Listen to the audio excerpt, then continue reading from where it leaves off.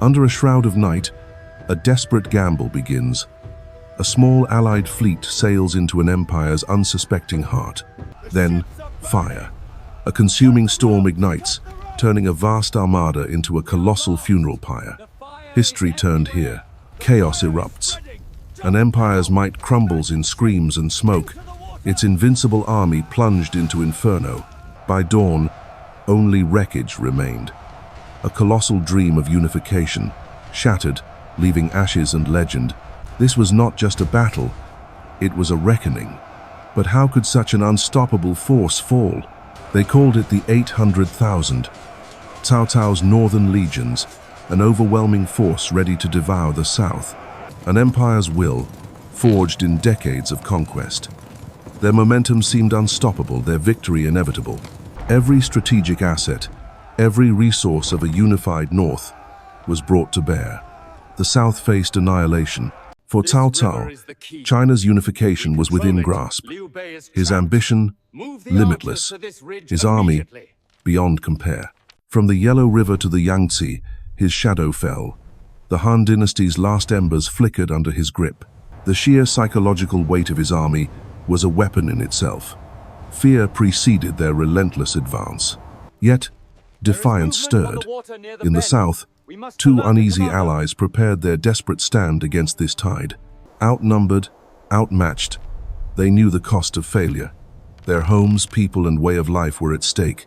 This was the Empire's last stand, a desperate alliance forged from mutual peril against an overwhelming tide.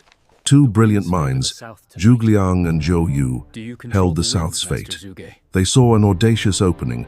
The odds seemed insurmountable. How could a desperate few repel an invasion of such unprecedented scale? This is the question. How could Cao Cao's unstoppable force be utterly annihilated at Red Cliffs? This is the tale of strategic genius, where intellect triumphed over numbers. A cunning plan took shape.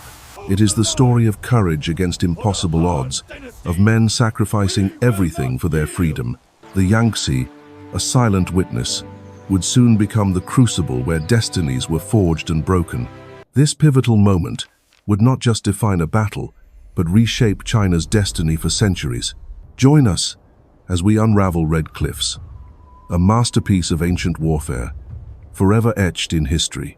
The once mighty Han dynasty crumbled, its emperors mere puppets in a land consumed by ceaseless warlord strife.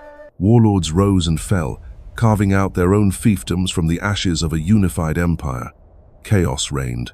Power lay not in lineage, but in steel and cunning. A new era, brutal and unforgiving, was dawning. Amidst the anarchy, a singular, ambitious figure emerged. Cao Cao. He saw not chaos, but opportunity. Driven by an insatiable hunger for power, Cao Cao possessed a mind as sharp as any blade.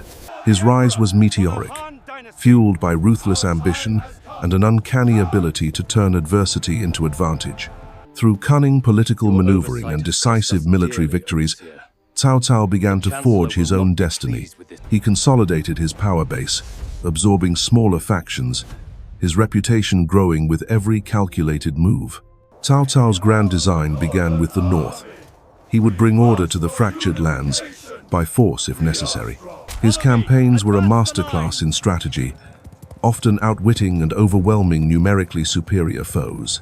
He understood the art of war like few others, combining deception with overwhelming, precise force. Cities fell, armies shattered, and entire regions submitted to the relentless advance of Cao Cao's legions. His genius lay not only in conquest, but in absorbing conquered populations and integrating defeated armies. Step by step, warlord by warlord, Cao Cao systematically brought the entire north under his iron rule. He was more than a warlord. He was a statesman, a poet, and a ruthless pragmatist in equal measure. Beyond battle, his administrative prowess reformed governance, laying the groundwork for a revitalized empire. He brought a semblance of order and prosperity to the lands he controlled, strengthening his power base immensely. Every victory cemented his reputation, confirming his undeniable strategic brilliance to friend and foe alike. His leadership was absolute, inspiring loyalty among his followers and terror among his countless enemies. With the north consolidated, Cao Cao stood at the pinnacle of power, poised for his greatest ambition. His dominance was near absolute. Emperors were mere titles, the true power residing firmly in his grasp. Across the land, his name evoked a potent mix of respect, awe, and an undeniable, chilling fear. Disobedience meant annihilation, rebellion, swift and brutal reprisal. His authority was unquestioned. Even the mightiest warlords beyond his dominion harbored a deep, unsettling apprehension of his power. The shadow of his empire stretched southward, threatening to engulf all who dared to stand in its path. He was a force of nature, a juggernaut of ambition, whose will shaped the very destiny of China. His ultimate goal was singular: the complete unification of China under his undisputed iron fist. To achieve this, he mustered an unprecedented army, preparing for a final decisive southern campaign. A monumental claim, 800,000 warriors.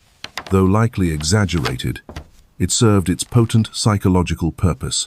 This massive force was a declaration, a psychological weapon designed to crush all remaining hope of resistance. In the south, away from the chaos of the north, two formidable powers began to emerge, shaping destiny. Quan, the young tiger, commanded an established realm, rich in resources and fortified by natural barriers. His power was deeply rooted, built upon years of stable governance and a formidable loyal military. Opposite him, Liu Bei, the principled warrior, a man of noble lineage but lacking a permanent base. His strength lay not in territory, but in unwavering loyalty and a burning commitment to justice. This burgeoning force, though respected, was a desperate one, constantly seeking refuge and opportunity. But a shadow loomed. Cao Cao's overwhelming forces, a titan from the north, now threatened all of China. His ambition was boundless, his armies unstoppable. The south would soon face his immense, crushing power. Against 800,000, individual resistance seemed futile, a mere whisper against a raging storm. Quan faced a stark choice: submit to Cao Cao's dominion or fight against impossible odds. The specter of war hung heavy, dividing his court, demanding a monumental decision from the young ruler. He understood the cost of both peace and war, a heavy burden resting on his young, capable shoulders. Liu Bei's situation was even more dire. Constantly pursued, his people refugees, his forces dwindling, they had nowhere left to run. The encroaching northern tide threatened to swallow their very existence. Survival demanded a bold, unprecedented move. A desperate gamble was their only remaining hope. Despite vast differences, a singular, overwhelming threat began to forge an uneasy, vital connection. The very survival of the South, their independent spirit, hinged on an unprecedented, daring alliance. Cao Cao's ambition forced these disparate leaders to consider an unthinkable pact, a joint defense. Zhuge Liang, Liu Bei's brilliant strategist, embarked on a perilous journey to broker this unlikely union. His words were a beacon of logic amidst fear, advocating unity against the common, looming menace. Zhou Yu, a brilliant strategist himself, recognized the wisdom in Zhuge Liang's desperate, bold proposition. Though rivals in talent, their shared vision for survival transcended initial suspicion and personal pride. Against the clamor of caution, Quan made a monumental decision, defying Cao Cao's terrifying might. The necessity of survival outweighed all past grievances, forging an unbreakable bond in dire times. The alliance was officially forged, an act of defiance reverberating across the trembling lands. Two disparate powers, once rivals, now stood as one, ready to face the northern behemoth together. Their combined strength, though outnumbered, harbored the spirit of resistance, an indomitable will to fight. At the heart of this alliance stood brilliant minds: Zhou Yu, commander of Quan's formidable navy, and Zhuge Liang, Liu Bei's master strategist, whose intellect would soon defy all expectations. These two strategists, destined to shape history, prepared to unleash their genius, turning the tide of war. Cao Cao's ambition knew no bounds, assembling an army of unprecedented scale, an unstoppable northern tide. Yet, feeding this titan presented an immense logistical challenge. Every step required vast provisions. Miles of supply lines snaked across the land, a vulnerable artery for the warlord's mighty invasion force. As the army pushed south, the harsh northern plains gave way to a suffocating alien climate. The south's humid air and treacherous waterways were foreign, a stark contrast to their familiar cavalry charges. Sweltering heat and biting insects became constant tormentors, eroding morale with every passing day. For horsemen of the north, the river itself became an adversary, their bodies unaccustomed to the water's sway. Naval warfare was an unknown terror. Landlocked warriors found their balance and stomach tested by the currents. They understood horses, not currents. The intricacies of naval combat remained a daunting, unsolved mystery. Widespread seasickness plagued the northern ranks, transforming the invasion fleet into a floating infirmary. To combat the relentless malady, Cao Cao ordered his ships chained together, seeking stability at any cost. This desperate measure offered some relief, but crippled naval agility, turning potential warships into static targets. The southern climate, coupled with poor sanitation and close quarters, birthed a silent, deadly enemy. Disease spread like wildfire through the vast army, silently claiming more lives than any battlefield blade. Pestilence weakened the mighty force from within. Fear and illness eroded discipline and fighting spirit. The casualty count grew daily, not from combat, but from the invisible horrors of an unfamiliar, unforgiving land. Cao Cao's invincible aura began to falter as his immense army buckled under unseen pressures. Across the Yangtze, a different spirit burned. Sun Quan's forces were ready to defend their homeland, united with Liu Bei. The Southern Alliance brimmed with resolve, their morale high and spirits unbroken. These were men of the river, seasoned sailors and fighters, intimately familiar with their watery battlefield. Their strategists understood the Yangtze's treacherous currents and hidden shoals, an unparalleled tactical advantage. Every bend, every island was known. The river was not merely a path, but a weapon in their hands. They observed Cao Cao's giant fleet, recognizing its overwhelming size but also its inherent weaknesses.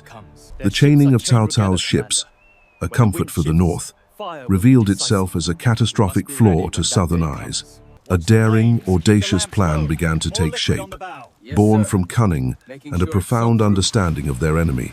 The element of fire, an ancient weapon, would become their ultimate, devastating instrument of war.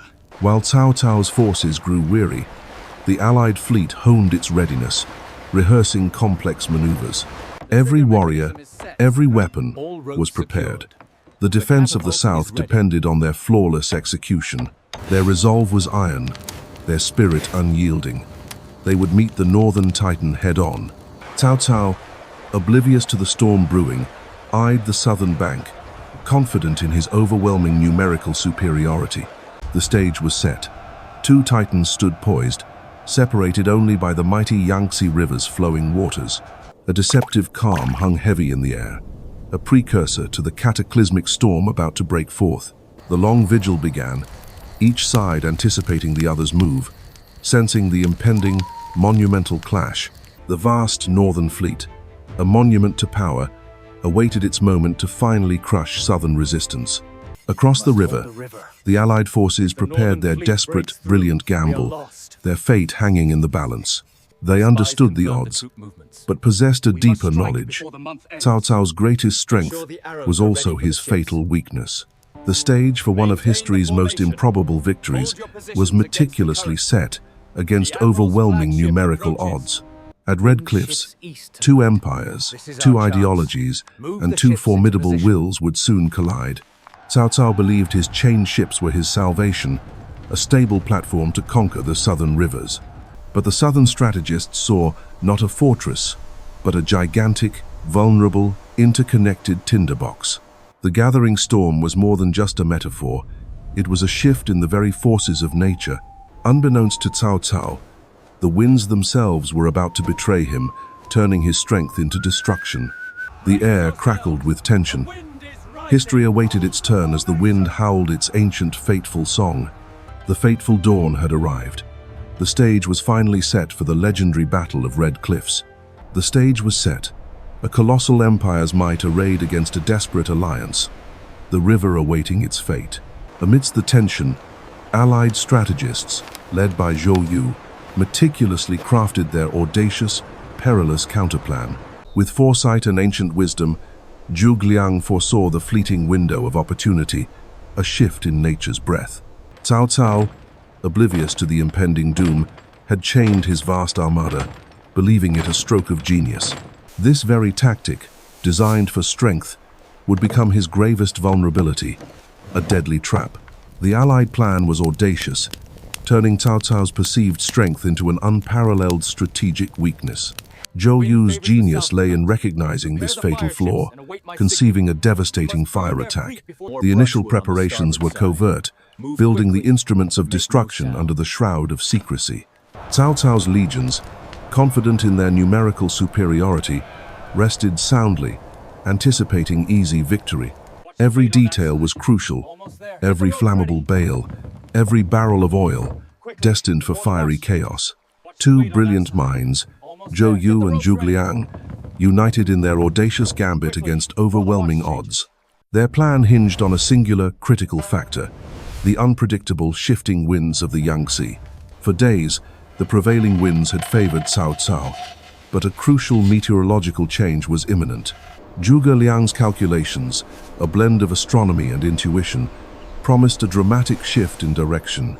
The waiting was agonizing, every passing moment increasing the stakes, the tension almost unbearable. Finally, the auspicious hour arrived, heralded by a whisper of wind from the strategic east. The wind, once a barrier, now became their potent ally, a weapon forged by nature's hand. With the east wind at their backs, the Allied forces prepared their devastating, fiery offensive. The moment of truth had arrived, the point of no return for this audacious, make-or-break strategy. Under the cover of twilight, the fire ships began their perilous journey towards the unsuspecting armada. Like silent predators, the small vessels glided across the water, their deadly cargo hidden from view. The crews of the fire ships understood their mission, a daring one-way charge into the enemy lines.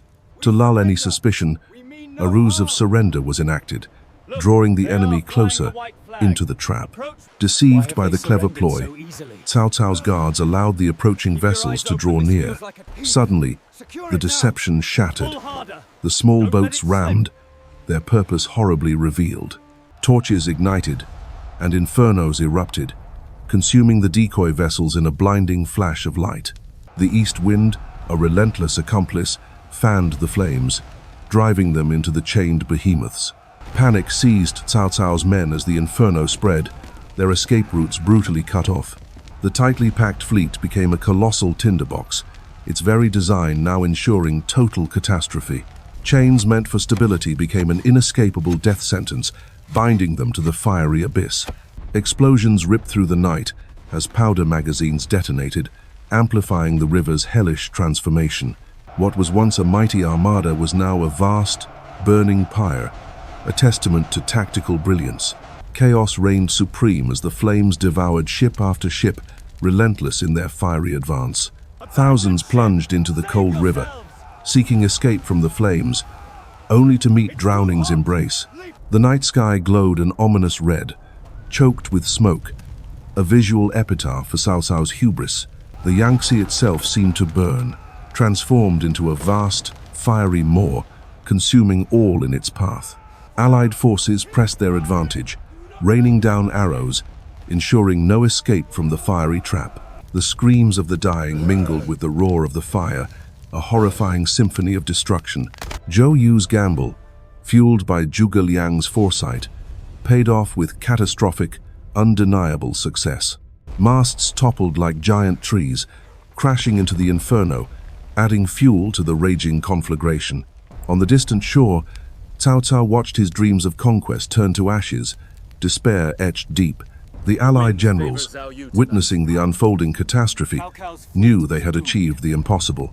The once mighty fleet, Cao Cao's pride, was no more, a fiery wreck, testament to Allied brilliance. Red Cliffs became a legend, a victory born from wind, fire, and the audacious genius of two commanders. The inferno began not as a whisper, but a roaring testament to Allied strategic brilliance. Cao Cao's ships burned. The fatal error of chaining vessels together became horrifyingly clear. Fire consumed ship after ship relentlessly. Explosions ripped through the tightly packed fleet, the air thick with smoke, screams, and the stench of burning wood. What began as a tactical strike transformed into an apocalyptic full-scale annihilation of Cao Cao's naval might. From the riverbanks, Cao Cao's commanders watched in disbelief, their strategic advantage dissolving into ash. Panic erupted amongst the ground forces. The sight of their navy reduced to cinders shattered all morale. Order collapsed. The disciplined army, once a symbol of unity, descended into utter disarray and desperate flight. Despair gripped every man. The fear of being trapped between fire and advancing enemies proved too great. Amidst the chaos, Allied archers continued their assault, turning escape into an even more perilous ordeal. The river became a watery grave, an inescapable cauldron for thousands. Cao Cao's naval supremacy ended here. As the fire raged, Allied forces pressed their advantage. Unscathed warships moved in, engaging stragglers. No mercy was shown. The Allied warriors, fueled by vengeance, boarded the crippled ships to finish the battle. Desperate resistance met swift, brutal efficiency. The decks flowed with blood and echoed with the cries of defeat. Leadership crumbled under the weight of the disaster. Officers' desperate pleas for order went unheard. With the navy shattered, Allied land forces moved into position. The time for the ground assault had arrived. The pursuing armies, invigorated by victory, unleashed their full might. Cao Cao's land forces were next. The Allied commanders watched, their patience rewarded. The moment for total victory was now within their grasp. Cavalry units spearheaded the pursuit, their thunderous charge a terrifying omen for Cao Cao's fleeing soldiers. The land pursuit mirrored the naval destruction. Cao Cao's army, broken and leaderless, disintegrated further. Cao Cao, once invincible, now faced the bitter truth. Red Cliffs was lost. A desperate, immediate retreat was his only option. The retreat began, not as an orderly withdrawal but a panicked scramble for survival. The mighty army fractured. The chosen path was harsh, designed to evade Allied forces, but also punish the fleeing troops severely. Nature itself seemed to conspire against them. The heavens opened, transforming their escape into a grueling slog. Every step became an agonizing ordeal. The mud clung, sapping strength, turning a retreat into a living nightmare. Men fell, not from enemy blades, but from sheer exhaustion. Comrades left behind became another casualty of desperation.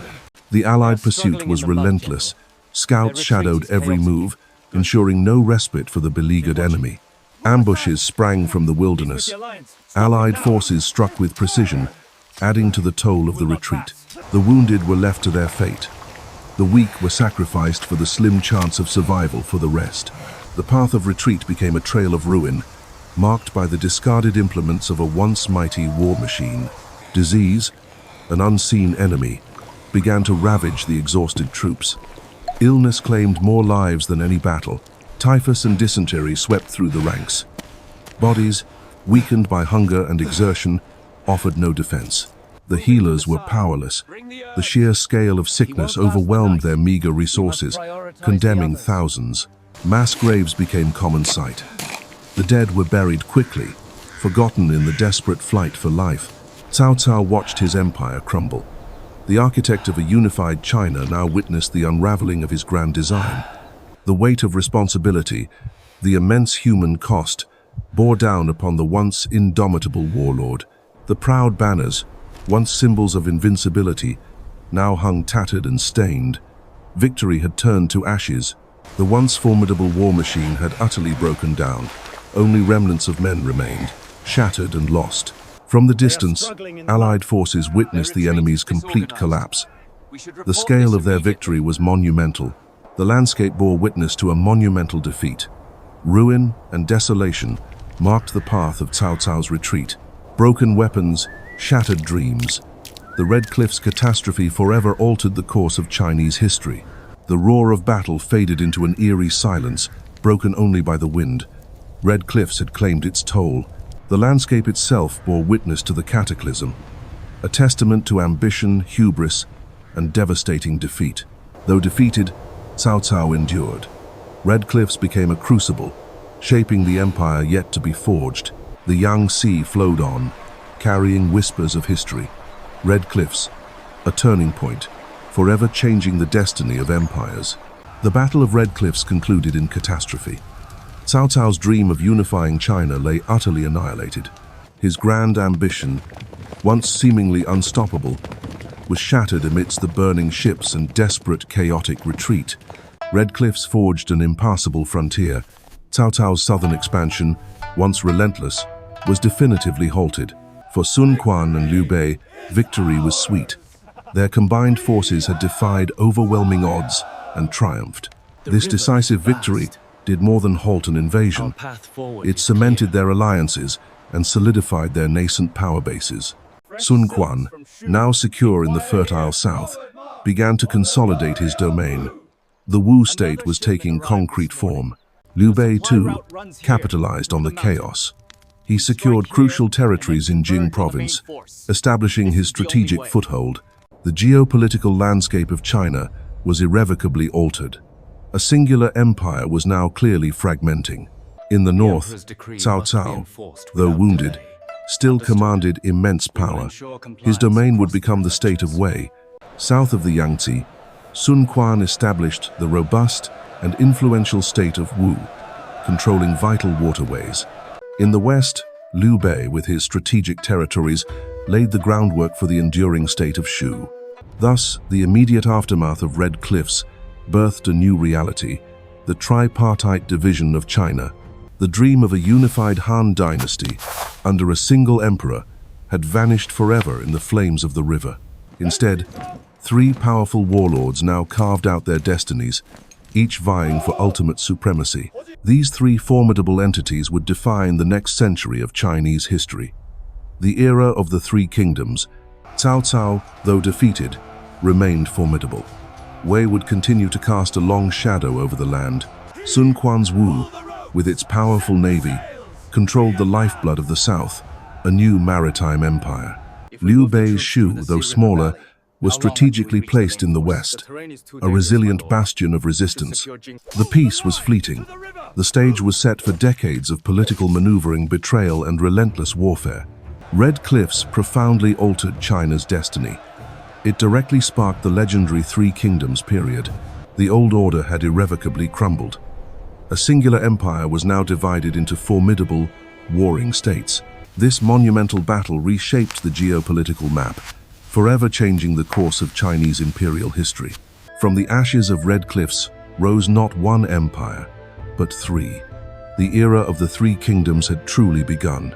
The Battle of Red Cliffs, a clash of titans, etched an indelible mark upon the annals of history. More than a single victory, it forged a legacy, forever changing the course of Chinese destiny. Red Cliffs redefined naval warfare. Understanding the river's treacherous currents proved paramount to victory. Cao Cao's linked ships, a symbol of strength, became his ultimate vulnerability against swift innovation. The Inferno demonstrated the devastating potential of strategic fire in close-quarter naval engagements. Its lessons in ship deployment, maneuver, and coordinated attacks resonate through military academies today.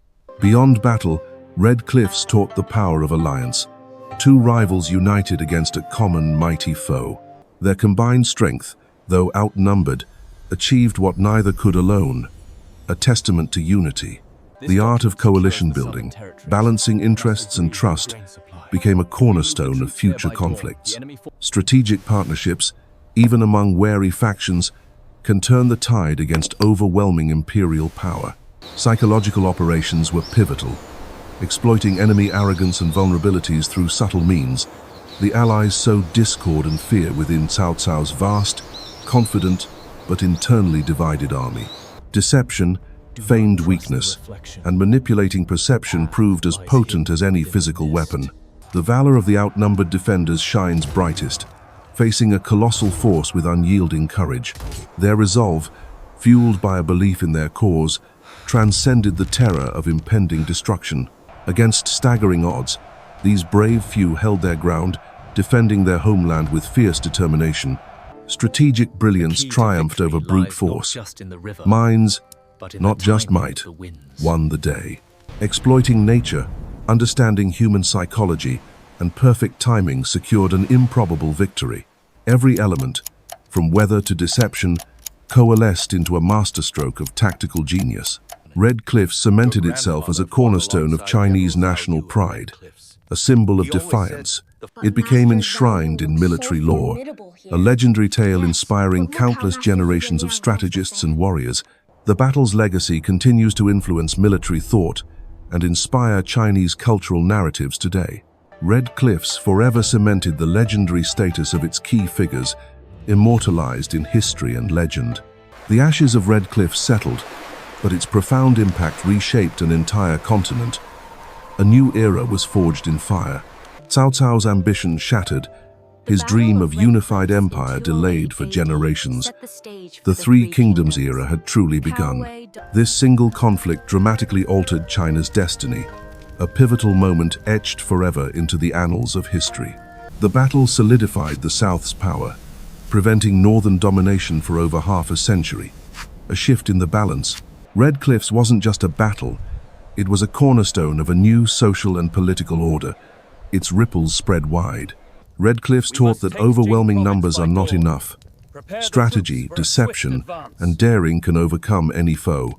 It became a legendary textbook example of how to leverage terrain, weather, and psychological warfare brilliantly. From borrowing the east wind to false surrenders, ingenious tactics were the true architects of this victory. Facing impossible odds, the Allied forces demonstrated immense courage, refusing to yield to tyranny. Their spirit shone. Yet, beneath the grand strategy, the unpredictable nature of war reigned supreme. One shift could change everything. The Battle of Red Cliffs remains an epic saga, a testament to human ingenuity and the enduring spirit of defiance. Its legacy echoes through history, inspiring countless tales of bravery, cunning, and the ultimate struggle for power. If this cinematic journey into the past captivated you, please like, share, and leave your thoughts below. And for more epic historical explorations and leading analysis, subscribe to our channel today. Don't miss out.